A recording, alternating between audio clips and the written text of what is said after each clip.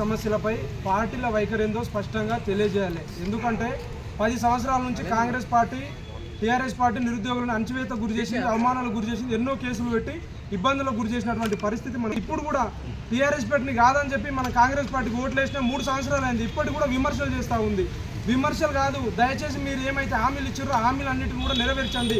ఎందుకంటే మీరు విమర్శలు చేస్తున్నారు, వాళ్ళు విమర్శలు చేస్తున్నారు. నిరుద్యోగులందరూ పిచ్చోళ్ళ 10 సంవత్సరాల నుంచి వాళ్ళకి అణచివేత గురి చేశారని చెప్పి ఈరోజు కాంగ్రెస్ పార్టీని అధికారంలో తీసుకొచ్చిన బస్సులు చేసి బుక్కులన్నీ పగబెట్టి మేము గ్రామాలలోకి వెళ్ళి కాంగ్రెస్ పార్టీని గెలిపించండి అయ్యా అని అంటే మీరు 10 ఏళ్ళు ఏం చేశారు, 10 ఏళ్ళు వాళ్ళు ఏం చేయనందుకు కదా మీకు అధికారంలో తీసుకొచ్చినాం.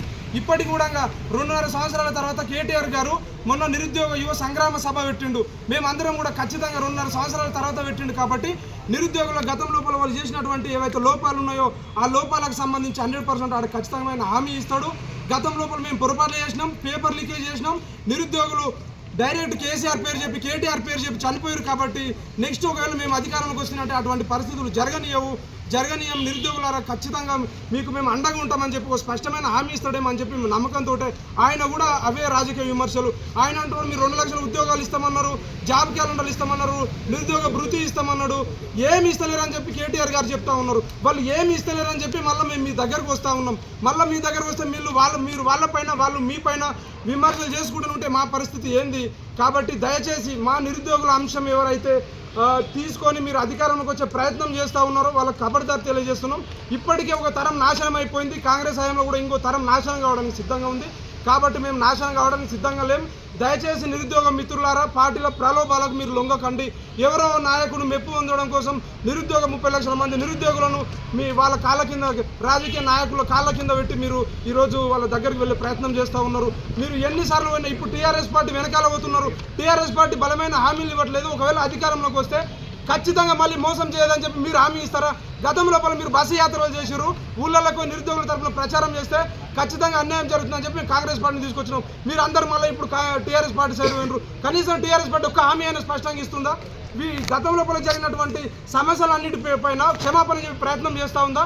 తర్వాత అధికారంలోకి వచ్చిన తర్వాత మోసం చేయదని చెప్పి గ్యారంటీ ఏముంది? కాబట్టి మేము ఏ పార్టీలో నమ్మే పరిస్థితి లేదు. మేము ఏ పార్టీకి సంబంధించినటువంటి వ్యక్తులు ఈరోజు కాంగ్రెస్ పార్టీ 3 సంవత్సరాలు అవుతుంది. ఒక్క డిగ్రీ అర్హత కూడా ఒక్క జనరల్ నోటిఫికేషన్ ఇవ్వకపోగా వాళ్ళు బీఆర్ఎస్ కోవట్లు ఆడ మాట్లాడినటువంటి నిరుద్యోగులందరూ కూడా కాంగ్రెస్ పార్టీకి ప్రచారం చేసిన వాళ్ళు. మీకు సిగ్గు శరం లజ్జ ఏమన్నా ఉంటే ఒకసారి వాళ్ళు చూడండి. అక్కడ వీళ్ళు ఎవరైతే ట్రోల్ చేస్తున్నారో వాళ్ళందరూ కాంగ్రెస్ పార్టీకి గతం లోపల ప్రచారం చేసిన వాళ్ళు. ఇప్పుడు వాళ్ళే వాళ్ళ ఫోటోలు పెట్టి వీళ్ళు బీఆర్ఎస్ బ్యాచ్, వీళ్ళు పేమెంట్ బ్యాచ్ అని చెప్పి ప్రచారం చేస్తూ ఉన్నారు. ఖబర్దార్ ఎవరైతే అట్లా ప్రచారం చేశారో ఖచ్చితంగా వాళ్ళ ఇళ్ళని ముట్టడిస్తాం. వాళ్ళు నిరుద్యోగులతో చెప్పు దెబ్బతినడానికి కూడా రెడీ ఉంటారు.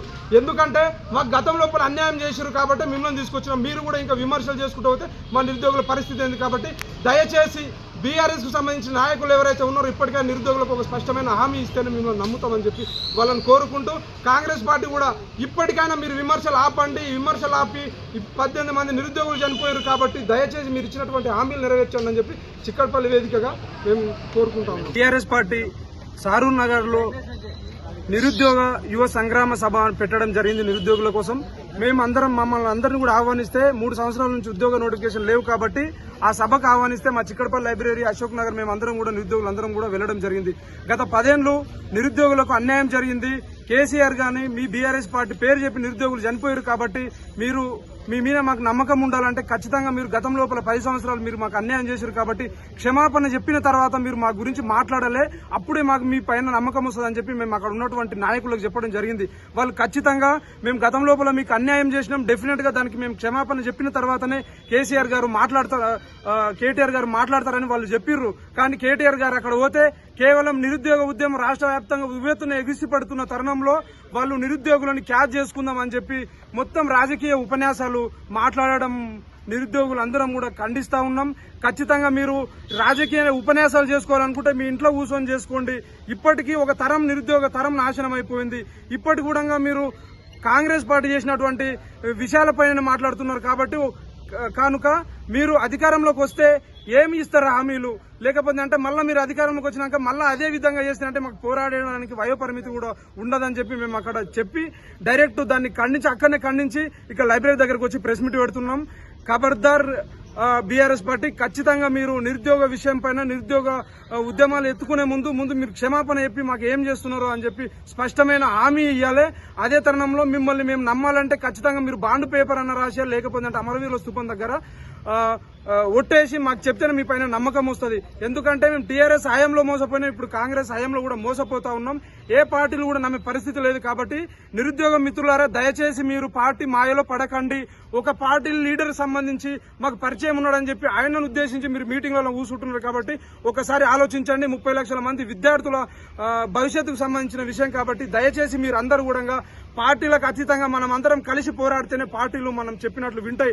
లేకపోతే అంటే అధికారం కోసం అడ్డమైన వాళ్ళు అధికారం కోసం ఉచితంగా అడ్డమైన విషయాలు మాట్లాడుతూ ఉన్నారు. కాబట్టి మేము ఒకటే విజ్ఞప్తి చేస్తున్నాం, పార్టీలో ఎవరైనా సరే నిరుద్యోగ ఉద్యమం మాట్లాడాలంటే ఖచ్చితంగా బాండ్ పేపర్ మీద లేదంటే అమరవీరుల స్థూపం దగ్గర ప్రమాణ పూర్తికంగా మేము అధికారంలోకి వచ్చినాక మీ హామీలు నెరవేరుస్తామని ఒట్టేసిన తర్వాతనే మాట్లాడాలని చెప్పి మేము కోరుకుంటాం.